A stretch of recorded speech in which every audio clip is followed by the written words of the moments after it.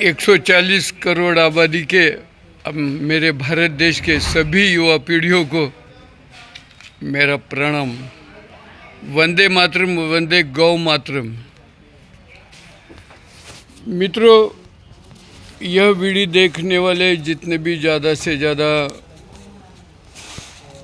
जन हो गए वो सभी को मेरी प्रार्थना है, ये वीडियो आप कृपया, जो युवा पीढ़ी है बिल्कुल 18, 20 साल, 22, 25 साल की है, युवक है, युवती है, उन्हीं के पास आप ज़रूर पहुंचा देने के लिए कष्ट करें। ये वीडियो का गर्भित अर्थ ये है, विशेषता मैं युवा पीढ़ी को सजग करना चाहता हूँ। अपने देश की स्वतंत्रता पश्चात कृषि रचना में अपनी जो भारतीय देश की प्राकृतिकता है वो नष्ट होकर कृत्रिमता में आ रहे हैं। बहुतांशी जीवन के जो भी सामान है वो 99% कृत्रिम में है। कोई भी चीज़ ले लो, भोजन आप ले लो, मिलावट का है, कपड़ा आप ले लो, मिलावट का मिलेगा, दवाई ले लो, मिलावट की मिलेगी। ये सभी विषय से सबसे ज़्यादा नुकसान हमारे देश का आयुष्मान पर हो रहा है। हमारा देश ऋषि मुनियों का, हमारा देश साधु संतों का, जो कई साल अनाज ना खाते हुए, भोजन ना लेते हुए जीते थे और 1,000 साल जीते थे, दीर्घायु थे, काफ़ी दीर्घायु थे। नपुंसकता बढ़ रही है समाज में, जितना भी एक ज़माने में जन्म दर बहुत बढ़ते गया है, अभी उल्टा हो रहा है। अभी मृत्यु दर बढ़ रहा है और वंध्यत्व बढ़ने से निश्चित रूप में अगले 20-25 वर्ष में देश की संख्या बहुत कम होने वाली है। मेरा युवा पीढ़ी को इस बहाने से इस परिवर्तन में जो नुकसान हो रहा है, दूसरा नुकसान हो रहा है, उसका मैं बताना चाहता हूँ।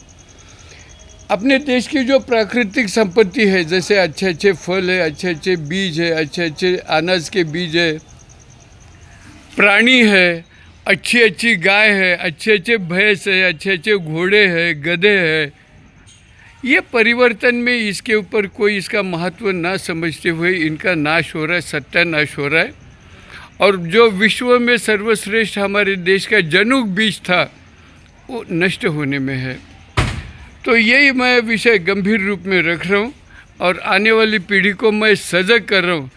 आप छोड़ दो, ये 75 वर्ष के ज़िंदगी में बहुत नुकसान हो गया है। कोई भी लीडर, मंत्री कोई नहीं काम करेगा, किसी को भी ये देश की चिंता नहीं है।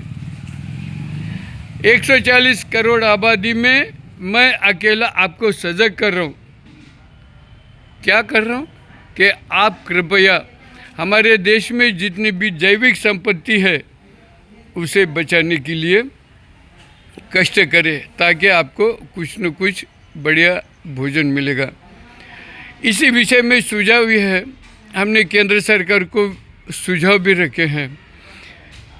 ये अपनी सुझाव की अर्जी अभी अपने भारत देश के जो सर्वोच्च निर्णय क्षम व्यक्ति हैं, कैबिनेट सेक्रेटरी जी और नरेंद्र मोदी साहब पंतप्रधान जी के मुख्य सचिव, इन्हीं के टेबल पर ये विचाराधीन है। अपन वहाँ पे नहीं पहुँच सकते हैं क्योंकि दिल्ली में, राजधानी में जनता पहुँचने के लिए कुछ भी मार्ग नहीं है। आप केवल अमृत उद्यान देखो, पास निकाल के राष्ट्रपति भवन का कुछ हिस्सा देखो और मेट्रो देखो और वापस चले आओ, और कुछ नहीं कर सकते।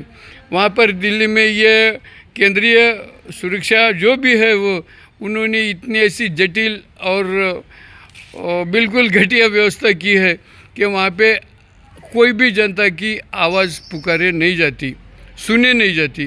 तो अपने पास यही एक मार्ग है, अपने को टपाल भेजना है, फ़ोन पर बात करना है। तो मैं ये निवेदन कि आपको मैं PDF फाइल मैं दे दूंगा।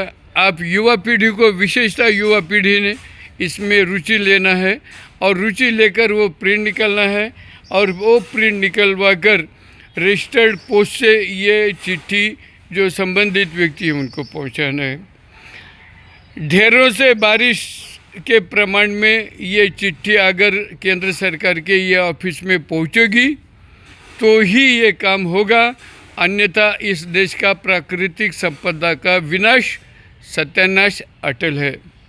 मित्रों, दोबारा मैं सजग कर रहा हूँ, आप सजग बनिए और ये केवल ज़्यादा से ज़्यादा चिट्ठी प्रशासन को दबाव डालने के लिए भेजिए। ये मेरी आर्त पुकार है, आप मेरी आर्त पुकार को साथ दीजिए। धन्यवाद। वंदे गो मातरम।